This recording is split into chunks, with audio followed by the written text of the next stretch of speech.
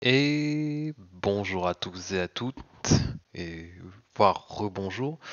Je suis obligé de réenregistrer cette vidéo, je suis vraiment désolé, mon casque s'est mis en veille pendant l'enregistrement.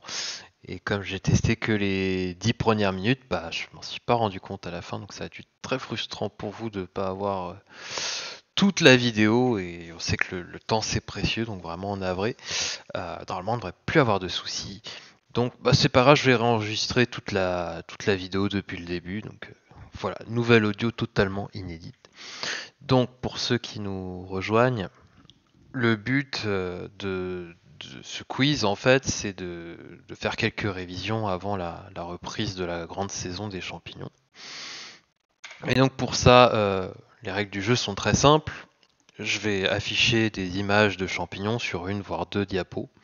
Vous mettez sur pause et vous essayez de trouver à voix haute quelle espèce c'est, enfin d'abord quelle famille c'est déjà pas mal, ensuite éventuellement quelle espèce c'est, mais ne faites pas juste de la devinette, essayez de verbaliser à voix haute tout le raisonnement qui vous amène à penser que c'est cette famille et cette espèce de champignon. Si vous vous trompez, c'est pas grave. C'est toujours moins grave que de se tromper dans la vraie vie et de manger un champignon qui est toxique. Là, il n'y a pas les mêmes implications. Vous allez juste noter le nom du champignon et le réviser jusqu'à être bon. Et si cette idée de quiz vous plaît, ben on en fera plein d'autres. Et à la fin, il y aura tellement de quiz que vous oublierez les précédents. Vous pourrez les refaire pour réviser jusqu'à être incollable.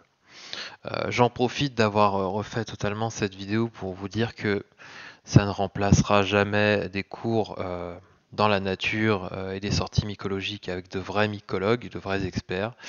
Là, vos écrans sont soumis à des déformations au niveau des couleurs, entre autres.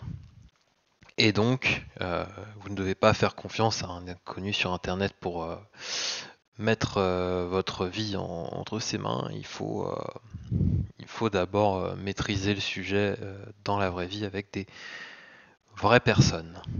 Allez, on se lance et on commence avec celui-ci, qui est un grand classique. Vous en avez tous forcément déjà croisé dans vos jardins, dans les prairies, dans les champs. Là, vous pouvez d'ores et déjà mettre sur pause et essayer de deviner, parce que moi, entre-temps, je vais commencer à donner des indices petit à petit pour vous faciliter la tâche, tout en décrivant le raisonnement et les caractéristiques physiques du champignon avant de vous donner la réponse. Donc, vous mettez sur pause, éventuellement vous arrêtez la pause une fois que vous avez trouvé, et moi je vous donne peu à peu la réponse. Donc, champignon, déjà on regarde sous le chapeau et on remarque qu'il y a des lames. Et ces lames, elles sont libres, c'est-à-dire qu'elles ne touchent pas le pied. Mhm. C'est un champignon à lame, donc méfiance quand même. On a un pied qui comporte un anneau qui peut d'ailleurs disparaître assez facilement. Anneau assez discret dans cette espèce. Et à la base du pied, on n'a pas de volve. Donc, anneau, lame libre, pas de volve. A priori, ça serait plutôt la famille des agariques. Champignon entièrement blanc avec éventuellement quelques méchules. Champignon à forme plutôt arrondie. Les lames sont roses chez les jeunes, rose clair, et vont foncer de plus en plus jusqu'à devenir marron chez des sujets plus âgés. Chose qu'on retrouve facilement dans les champignons de Paris d'ailleurs. Quand vous regardez sous un champignon de Paris après avoir enlevé, en fait c'est ce qui fait l'anneau, mais en fait c'est ce qui cache les lames. Quand ils sont jeunes, les champignons de Paris, ils vous les donnent à consommer jeunes pour qu'ils se conservent assez longtemps. On a des lames qui sont déjà un peu marron. Donc ça ressemble à un champignon de Paris, ça pousse visiblement à avoir la pelouse dans des prairies ou des jardins. Donc, là on a bien une belle photo des lames libres. Je vous rappelle que les photos, la plupart, je les possède pas, je les ai pas faites moi-même, et des fois malheureusement elles sont pas libres de droit, mais bon, la propriété intellectuelle étant à tout le monde, j'estime que si on met les crédits, et voilà, ça vous permet de faire connaître ces personnes, donc c'est très bien. Voilà la forme générale du champignon qui peut aider à le reconnaître. Et surtout, autre indice très important, vous devez vous en assurer, quand on gratte le champignon, là ça se voit très clairement, vous grattez avec votre ongle, que ce soit le pied ou le chapeau, il n'y a pas de jaunissement et l'odeur est plutôt agréable. C'est pas du tout une odeur d'iode, c'est plutôt une odeur de champignon de Paris.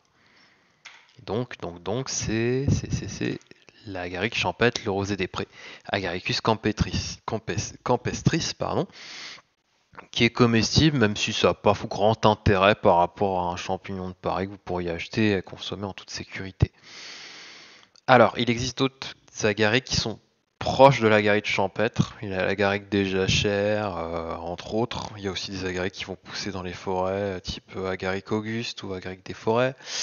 Euh, Moi, je vous avoue que je sais pas faire la différence entre un agaric champêtre et un agaric des jachères, mais on va dire que c'est quand même très proche, donc il faudra faire la différence avec l'agaric jaunissant que je mettrai dans un autre quiz probablement, qui lui est indigeste. Et c'est le jaunissement justement et l'odeur d'iode qui permet de les déterminer, de les départager plutôt. Allez, suivant. Alors celui-là, il faut vraiment le connaître. Donc là, vous pouvez déjà mettre sur pause et commencer à réfléchir. Ne pas le connaître, c'est impardonnable. On a donc un champignon à lame. Si on voit les lames libre, on voit bien que ça s'arrête avant de toucher le pied. On a un pied qui est blanc, mais avec des reflets verdâtres, mais avant même de s'intéresser à la couleur ou quoi que ce soit, on regarde déjà les caractéristiques physiques. Donc, lame, un chapeau convexe, un champignon à forme tout à fait classique, un anneau, et surtout, présence de volve en sac à la base du pied. Qui dit volve plus anneau plus lame libre dit famille des amanites. Donc, méfiance, prudence, c'est une amanite. Ça n'est pas du tout une russule parce qu'on a un anneau qui peut disparaître, donc attention, on n'a pas du tout le port général, la forme générale d'une russule. Les russules sont quand même plus petites et vraiment rapidement aplaties, voire déprimées, avec pour la russule verdoyante plutôt des écailles, une sorte d'écailles ou vraiment une couleur verte pétante. Là, on a sur le dessus du chapeau, donc la cuticule, on a des sortes de fibres. Hein. Peu importe la couleur, on a des fibres par-dessus, une sorte de... Je sais pas, c'est assez fibreux, c'est une texture assez particulière. Et là, bon, bien sûr, ce qui saute aux yeux, c'est cette couleur verte qui peut varier de jaune à vert foncé, à olive verdâtre, grisâtre, une couleur un peu moche, un peu qui évoque quand même le poison, qui évoque quelque chose de malsain. Et quand vous vous approchez, vous avez une odeur de rose fanée, plutôt agréable d'ailleurs. Donc, c'est pas bon signe. Le pied, il est blanc, mais il a des reflets verts. Les lames sont blanches, mais elles ont des reflets verts aussi, vous voyez. On a des lames, on les voit bien, les lames, des lamellules aussi, donc des petites lames qui vont pas jusqu'au bout. Toutes les lames, de toute façon, elles vont pas toucher le pied. Donc, dans tous les cas, les lames sont libres. Voilà, vous voyez que c'est un champignon qui a différentes formes. Quand il est jeune, il est bien arrondi. Là, vous voyez que l'anneau n'est pas encore visible. Il protège encore, via un voile partiel, le dessous des lames. Mais sinon, c'est un anneau bien ample. Assez joli, hein. Vous voyez, c'est un bel anneau comme ça. Volve en sac, vraiment, ça fait un sac à la base du pied. Typique des amanites de ce genre. C'est donc amanite phalloïde mortelle qui est responsable de 90% des décès et empoisonnements graves aux champignons. Il faut la connaître par cœur. Vous en trouverez forcément, elle est très commune dans nos bois, dans nos forêts, partout. Même des fois, on peut même la retrouver dans certains jardins. Vraiment, méfiance, elle est partout et elle est très dangereuse. Et elle commence déjà à sortir, vous voyez, de juillet à novembre. Donc, Et surtout en cette période, vous allez forcément en trouver. Vous trouverez aussi des amanites citrines que je vous déconseille fortement, même si dans certains ouvrages, il est réputé qu'elles peuvent se manger. Les citrines, elles sont beaucoup trop à des phalloïdes mortels pour qu'on les consomme de façon sûre. Et en plus, on a des doutes, on pense qu'elle est peut-être toxique. Donc, amanite phalloïde mortelle, amanite avec ses reflets verdâtres, surtout méfiez-vous. Si vous connaissez ce champignon, a priori vous avez de fortes chances de ne pas avoir de problème, vous évitez un bon nombre d'empoisonnements.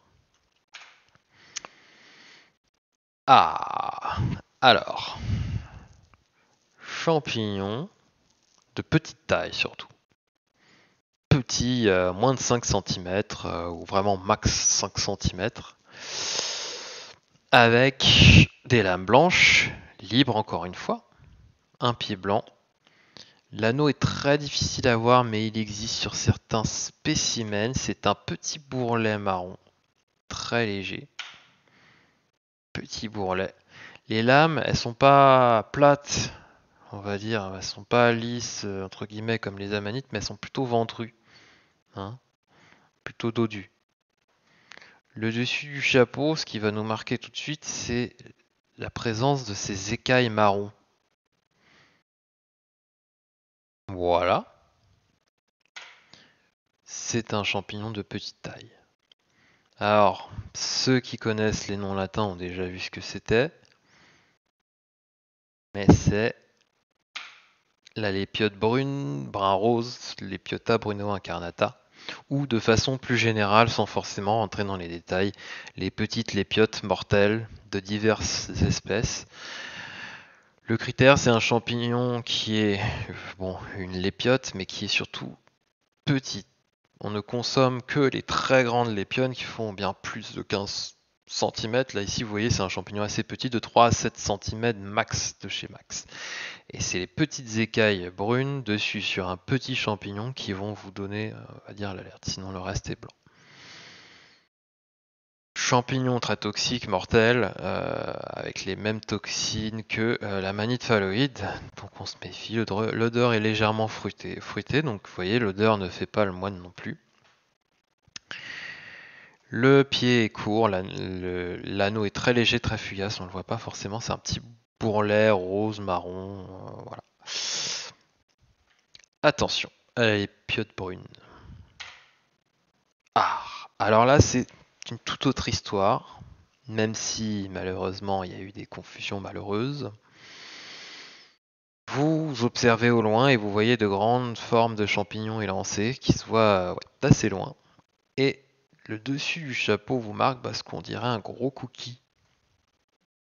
Il est mamelonné en son centre. Vous avez cette espèce de petit, de mamelon, de petit bouclier, enfin comme le centre d'un bouclier. Vous voyez, ça ressort comme ça, c'est marron et il y a ces belles écailles comme ça par-dessus, marron. Ils sont par-dessus un chapeau qui est blanc. Je suis navré, j'ai pas. Oups. Personne n'a rien vu, c'est bon. J'ai pas mis de photo du dessous, mais le dessous c'est des lames blanches libres. Encore une fois là, pour l'instant c'est le thème de la vidéo. L'anneau coulisse. C'est un anneau double, il coulisse très facilement quand on l'attrape et qu'on le glisse le long du pied. Le pied est très grand, c'est un champignon qui est très grand, qui fait plus de 15 cm. Même en hauteur, il est très grand et le chapeau est très grand aussi. Quand il est jeune, il est quand même relativement grand. De toute façon, on va éviter les sujets trop jeunes, trop de risques de confusion avec des espèces mortelles. Le sujet jeune est déjà bon à consommer quand il ressemble à une grosse baguette de tambour, comme ici. C'est la lépiote élevée, la coulmelle, Macrolepiota procera. Alors, attention tout de même, il y a une confusion. Alors bien sûr, il y a la confusion avec le champignon précédent, c'est-à-dire les petites lépiotes brunes qui sont beaucoup plus petites. Là, on va vraiment s'intéresser à des champignons qui ont une taille d'au moins, mais alors largement plus de 10 cm pour être sûr. C'est un chapeau de plus de 10 cm et surtout un pied en hauteur de plus de 10 cm aussi, hein, voire 15.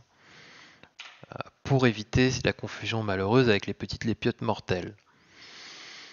Aussi, ce qui est important pour des confusions, bon moi malheureuses mais désagréables, on va s'assurer que le pied est chiné, c'est-à-dire qu'il est zébré de marron.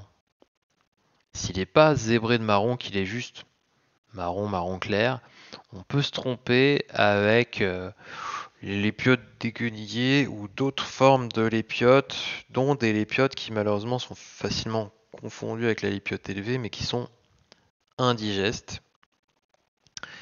Voilà.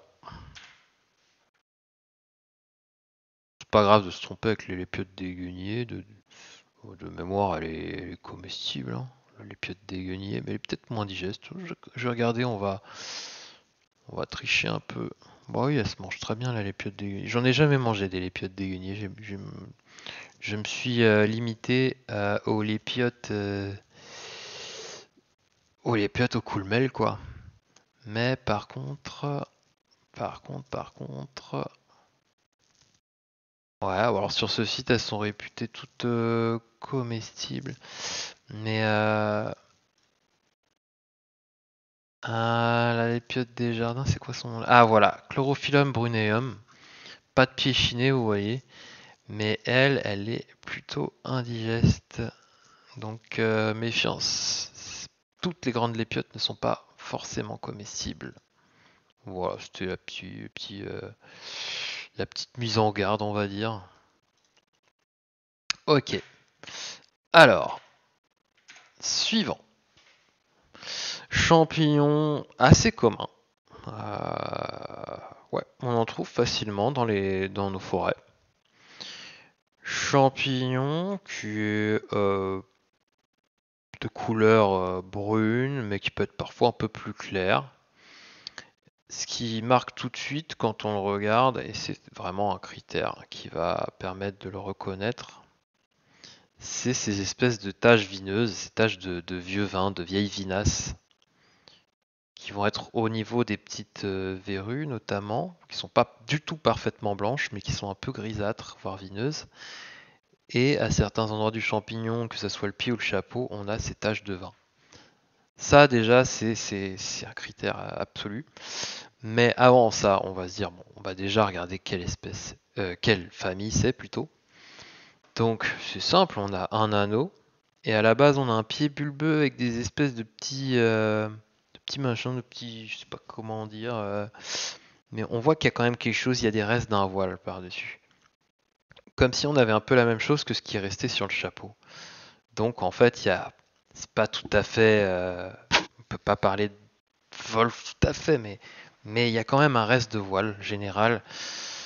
Et la présence d'un anneau, de lame libre en dessous, et de ces espèces de restes qui font penser quand même à la présence de vol ou de quelque chose du genre, font qu'on est on est en face de la famille des amanites. L'anneau, quand on se rapproche, il est beau, et surtout, il est strié. Il est strié alors que le bord du chapeau n'est pas strié.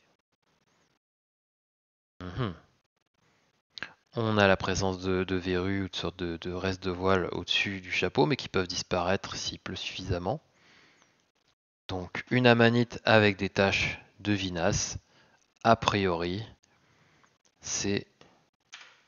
Je vous laisse regarder les belles photos. Alors bien sûr, il y a des variantes, vous voyez, mais les endroits vineux de vieux vin, cette coloration reste présente.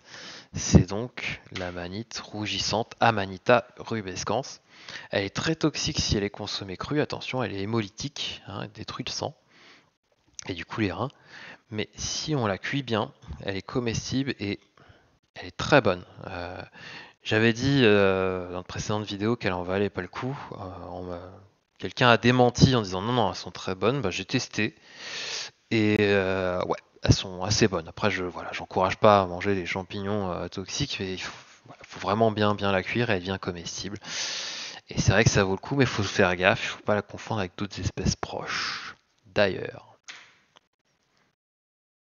on a un champignon qui est très commun, hein, j'en ai déjà vu, et pareil, il est encore plus beau d'ailleurs.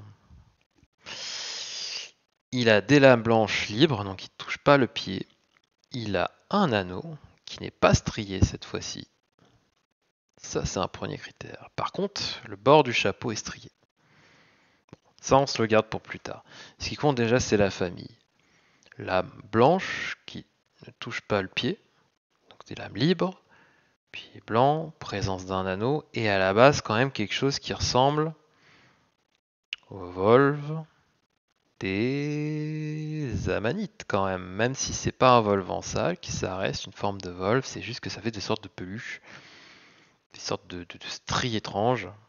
C'est les restes du voile du champignon qui vont aussi faire des espèces de verrues blanches au-dessus. Là, les verrues sont bien blanches. Il n'y a aucune trace de vinasse, aucune trace vineuse de vin, pas du tout. Même en blessant le champignon, rien du tout, vous n'aurez pas ces traces. Nulle part. Champignon à la cuticule, donc au chapeau plutôt marron. Alors ça peut être marron plus ou moins foncé, plus ou moins clair. Euh, le fait que l'anneau ne soit pas strié, le fait que le pied soit de cette façon-là, qu'il n'y ait pas de tache vineuse et que le bord du pied soit strié, lui par contre, ça nous indique que c'est tout autre champignon que le précédent. Alors là, c'est magnifique, hein. Magnifique champignon. Et en plus, le pied est quand même plus. Vous voyez, je sais pas si on le voit. La forme du pied, c'est pas tout à fait pareil, hein. Je dirais que c'est plus fin dans la manite rougissante, mais bon. Bon, c'est pas vraiment un critère. C'est la manite panthère qui est très toxique, qui est encore plus toxique que la manite tumouche. Il y a des airs de tumouche, clairement, hein, avec vraiment alors cet anneau, il est vraiment particulier, hein.